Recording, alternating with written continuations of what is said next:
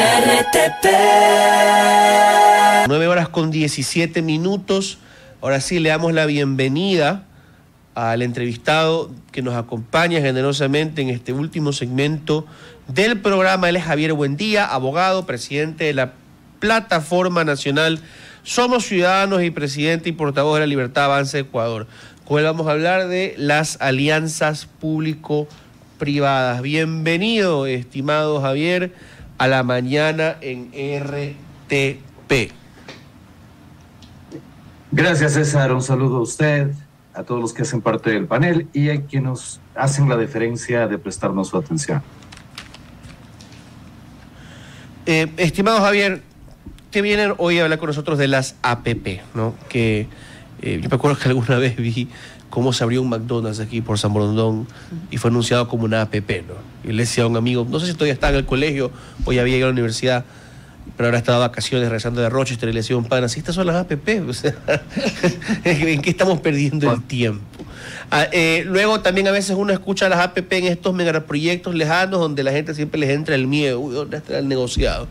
Así que ayúdenos a desmitificar la APP, en qué se ha usado hasta ahora y para qué se podría usar a futuro, en qué nos puede beneficiar. Con mucho gusto, César. Incluso hay una anécdota en una capacitación hace algunos años en materia de asociación público-privada con un alcalde y su equipo en cierta ciudad del país. Luego de las 2 horas de ese proceso de formación, el coordinador territorial del lugar, luego de escuchar asociación público-privada APP, se acercó a nosotros a preguntarnos cómo se bajaba la aplicación. Y esto que pasa de la anécdota al tema de efectivamente marca un tema de los principales problemas para la implementación de la asociación público-privada, desde el esfuerzo que venimos haciendo nosotros desde el año 2014 y tras la aplicación de la primera ley que salió el 18 de diciembre del año 2015. ¿En qué consiste? Es una forma de contratación pública diferente a la tradicional para la consecución de construcción y operación de infraestructuras que permitan la dotación de servicios públicos. La diferencia fundamental es que los recursos que se emplean vienen de parte del sector privado, lo que dentro de las 111 modalidades que existen en el mundo de asociación público-privada, la más conocida es aquella denominada como concesiones, que es la que el Ecuador tiene un poco más de experiencia.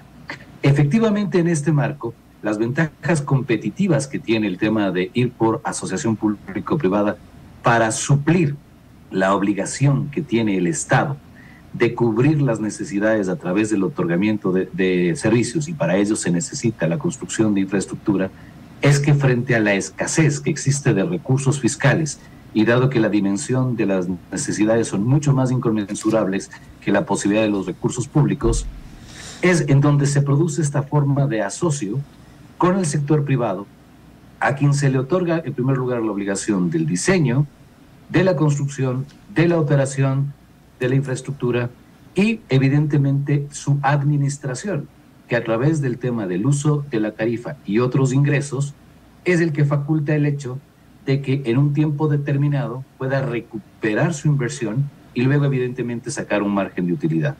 La ventaja competitiva y adicional es que evidentemente en el sector privado tenemos un know-how respecto de elementos técnicos, de elementos tecnológicos que permiten una mejor administración en términos de lo que significa.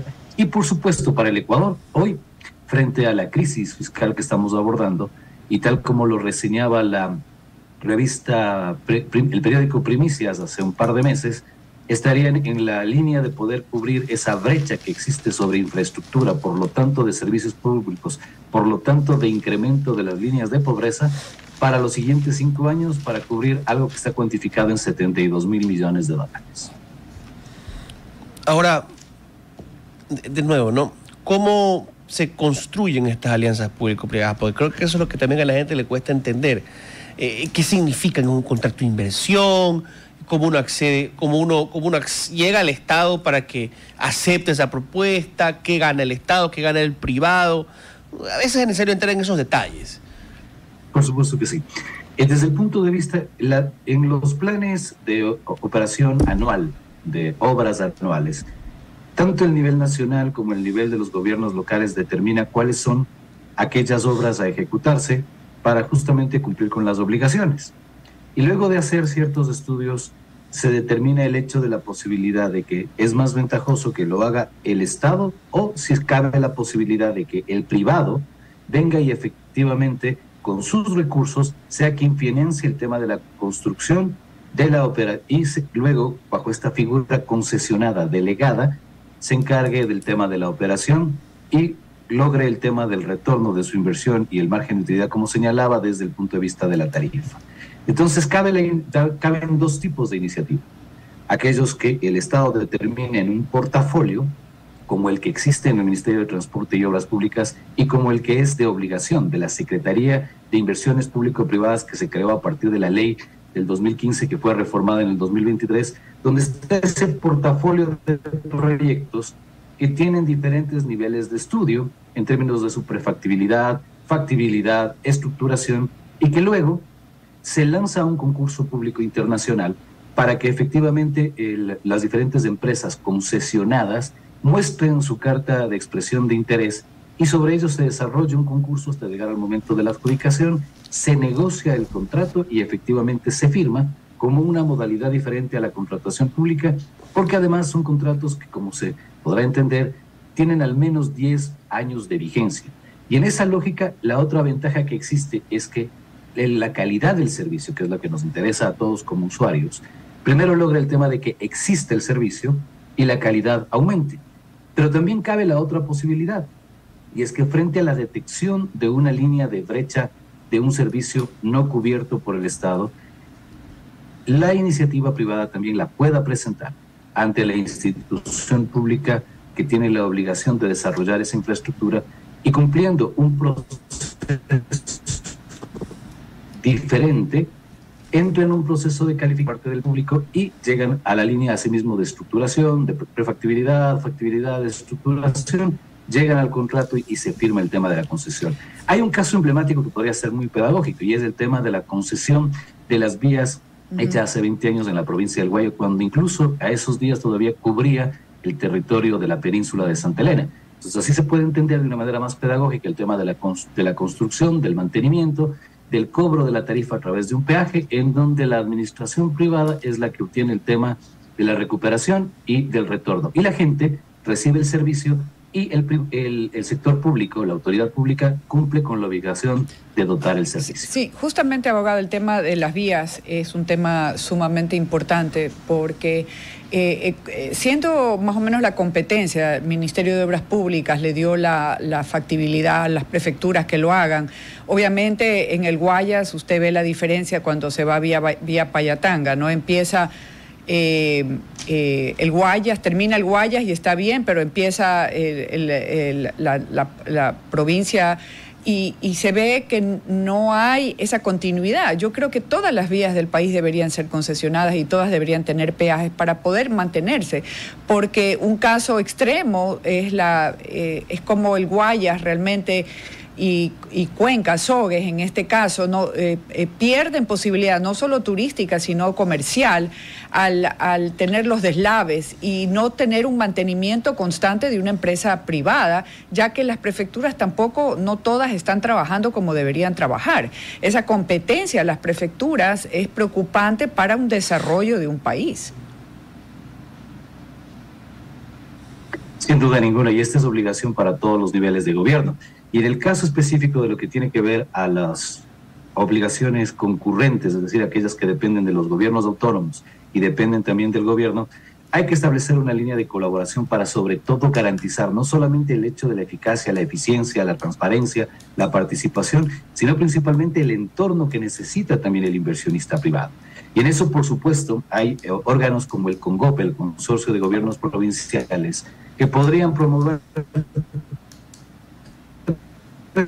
procesos muy concretos. El primero, la Transosca, pero sobre todo los servidores públicos conozcan de qué se trata esta modalidad alternativa de contratación pública. En segundo lugar, el hecho de la priorización, la jerarquización de las obras y además acabar con aquel mito de que efectivamente se tardan demasiado tiempo.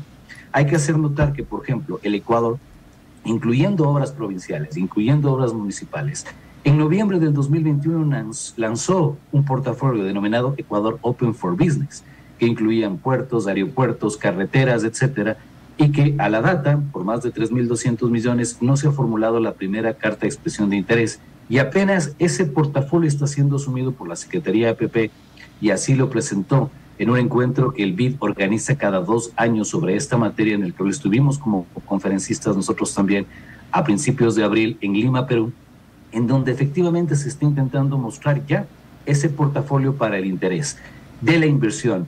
Pero en esto hay que formar otro elemento que es absolutamente fundamental, el hecho de garantizar, a lo que me estoy refiriendo, el tema del entorno para el sector privado. En primer lugar, la tan recurrente y tan analizada seguridad jurídica, que las normas sean previstas, previsibles, anticipadas, estables, sobre todo para garantizar justamente la estabilidad de los contratos. Y en segundo lugar, también garantizar no solamente el tema de la rentabilidad que va a obtener el privado por el tema de esa inversión, sino también tener la capacidad de que el Estado genere todas las condiciones en términos tributarios, en términos laborales y las otras condiciones macro y microeconómicas para que los proyectos avancen. Y esas son las dificultades que en este momento está enfrentando el secretario de Asociación Público-Privada, que estuvo en los micrófonos de RTP hace unos días, sobre la base de primero presentar el tema del portafolio y generar esta suerte de sentido de urgencia, transfiriendo conocimiento a las autoridades. En segundo lugar, permitiendo que los procesos sean mucho más ágiles en términos de lo que señala la ley APP y el tema de su reglamento, para que las obras en fase de construcción entren y se pueda generar también un mercado alrededor de lo que es el tema de la línea de transacciones por asociación público-privada. Esto entonces tiene que ser un esfuerzo mancomunado también desde los usuarios, porque lo que necesitamos evidentemente es la cobertura de nuestras necesidades a través de servicios, sin olvidar que el servicio más caro es el que no existe. De acuerdo, 9:29, nos quedamos con eso. Estimado Javier, necesitamos un impulso al crecimiento. El servicio más caro es el que no existe, así que le agradecemos por habernos hablado de este tema tan importante hoy en la mañana en RTP y le deseamos un muy buen día. Muchas gracias, abogado. Igualmente para ti, César, un gusto a todos, muchas gracias. RTP